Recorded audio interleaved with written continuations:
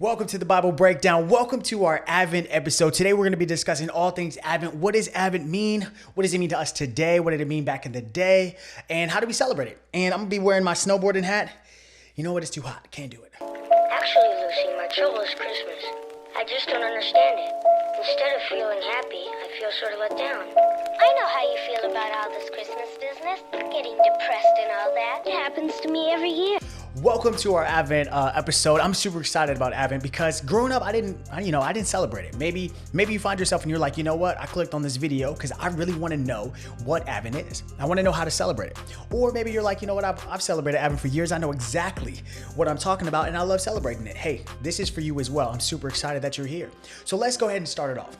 So the first, let's just start at the beginning. All right. So Advent, what is it? It's the precursor, if you will, to the Christmas Day celebration. So it is the belief and really the idea and the season of the coming of Christ. Okay, so it's two parts. So Advent is the Latin word adventus, which means coming, the coming. So when the first century, when the Christians, right when Jesus was born, they were celebrating and they were looking forward to the prophecies coming true of Jesus' birth coming forward from the prophets of old who had foretold of his birth. All right, I know that's a lot. So basically, prophets in the Old Testament, when they were reading the scriptures, they were like, okay, we've reading Isaiah, we've read this, we understand it. There's a baby that will be born to a virgin named Mary. He will be the savior of the world. All right, that's Jesus. So when they were reading the Old Testament, they were prophesying and reading those prophecies. And so that's what they were celebrating during Advent. Now we celebrate the second coming of Christ. All right. So it's the second time he's coming to this earth. That is what we consider when we're thinking about Advent to this day. We're also being considerate of in the celebration of the fact that Jesus has come as a baby and died on the cross and rose and saved us. So if you will, it's a two-part Advent thought. It's the baby coming as baby Jesus and also his second coming when he comes as a warrior. All right. So let's start off with, what do the candles mean? What does the wreath mean? And so if you celebrate Advent, you understand this fully. There's a wreath that goes, and then there's 4 candles that go into the wreath. The first candle symbolizes the first week, which is in fact hope. The second week is peace, then joy, then love. So each week you light a candle. So the first week you light that candle and the theme would be the first week's theme and second and third and so on. And so the wreath, the evergreen wreath, symbolizes the evergreen, basically that everlasting love of Christ. And then the circle, as we all know, is the infinity. That's what it represents. So that's the infinite power of Christ. And so I love the symbology of Advent. And not having grown up, in the Christian church, celebrating it as much, I've really been enjoying doing a deep dive study into it. And so the first traces of Advent we found has been around 350 to 380 BC. And this is really, this is very interesting because at this time, the churches were getting together and they were fighting off the Gnostic heresies called Priscillianism, right? And so the church was like, hey, we need to get together and let's fast and pray every day up to the coming of the date that was the birth of Christ. So December 25th, which was picked because it was, the winter, if you consider the winter solstice a celebratory time, this was when the days started to get lighter. So this was like the celebration of the days getting lighter and also the birth of Christ. And that's why that date was selected way back when. All right. So they decided to fight against the Gnostic heresies at that time. And so the church at the Council of Sardosa decided, hey, this is what we're going to do. And now it transformed to what we see as the 4-week period prior to December 25th, celebrating Advent.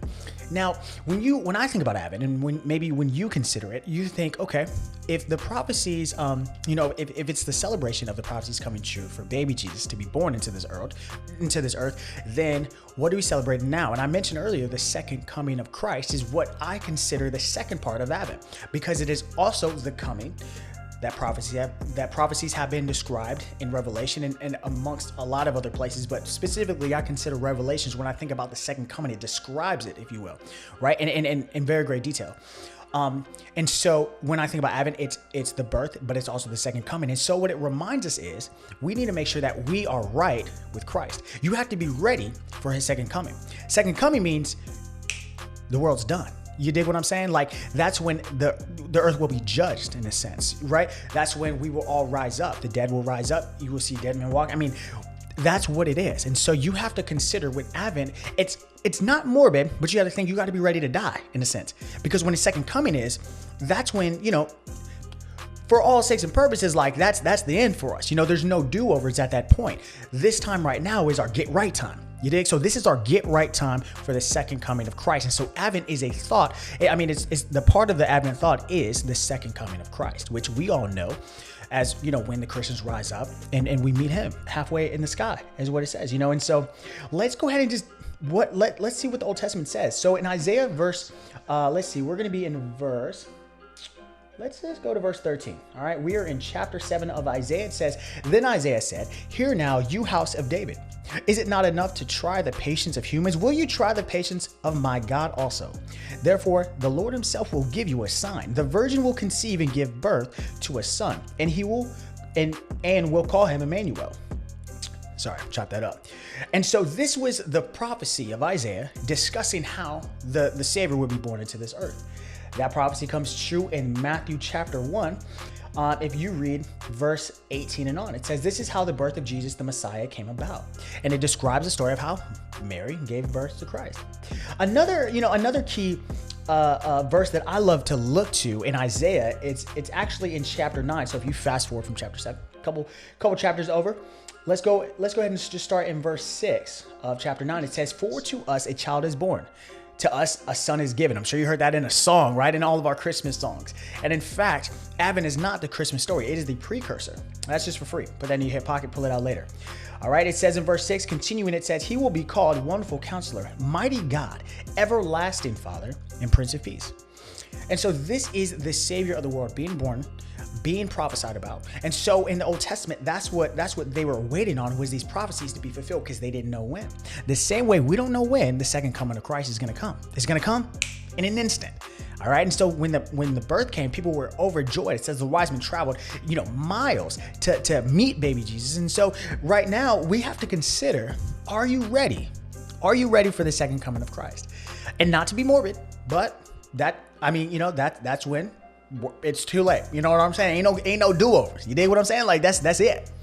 When he comes back, he says he's gonna come like a thief in the night. That means either you have died, or that is the last time. That's the end of the world as you know it, in a sense. Like, we're not gonna get into the millennial reign and all that, but like the way the world is operating now, it will no longer operate that same way when the second coming of Christ comes and he comes for his people. So it's get right time. So whatever you need to do in your life, the Advent period is that get right period, is to reflect on the things of God, to reflect on the prophecies, to reflect on the word. And so I love how each week has a theme. You think about the first week, it's never too late to consider hope. It's never too late to dig into the scriptures. And what does hope mean to me? Right? What does joy mean to me? What does peace mean to me? What does love mean to me? It's good to dig into the scriptures and consider this. So during this Advent season, sit down with your family, get into it, read the word, consider your heart and preparing your heart for the coming of Christ. And much like the early church was preparing their hearts for when Jesus came. And then when they were writing these scriptures right here, when they fast forward to Matthew and they're considering the second coming of Christ, they didn't know if it was going to happen in their lifetime. The same way we don't know if it's going to happen in our lifetime. So they were getting their lives right the same way we need to get our lives right. So I know Christmas is a great season. It's fun. I love it. It's my favorite season. It really is. But it even helps me to refocus. Take away the traffic, the shopping, the presents, and all those things that we look towards. And let's just reflect on the goodness of Christ and making sure that we are spiritually where we need to be for the time at hand, for the second coming of Christ. And that, in a nutshell, is what Advent season is all about, what the holiday is about. And hope that you learned something. And hey, let's all celebrate Advent together. Thank you for joining me. I appreciate everybody subscribing. Make sure you hit that bell notification right here, right there below. It's like, I can't get there. It is. Boom. It's right in the corner there. Hit that bell notification so you can see whenever I upload a new episode. We're going to be jumping on Spotify and Apple pretty soon with some podcasts, man. We are on TikTok. We are on Instagram. Of course, we are, wherever you are, that's where we are. All right. And of course, YouTube. I'd love for you to subscribe, share this video, and tell somebody about this channel. You guys have a blessed week. See you next time.